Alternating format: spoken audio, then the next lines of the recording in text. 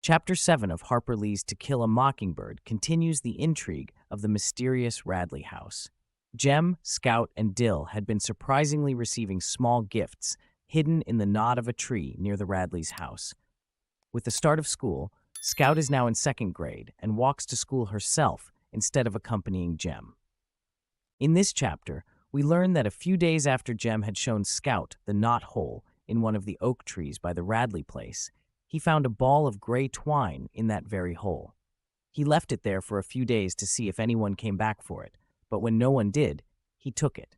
As fall came around, they continued to find more and more objects, such as soap, carved figures that looked oddly similar to Scout and Jem, a whole pack of chewing gum, a tarnished medal for a spelling bee, a pocket watch that no longer worked, and an old knife. Everything suggested that the gifts were intentional, and they theorized that the gifts were from Boo Radley. One day, they decided to write a thank you note to whoever was leaving the gifts. To their dismay, they found that the hole had been filled with cement. When Jem asked Nathan Radley, Boo's brother, about it, he said the tree was dying, which was contradicted by Atticus, who said the tree was perfectly healthy. This made Jem upset, as he knew Nathan had lied, and it was a deliberate action, likely aimed at preventing Boo from communicating with them.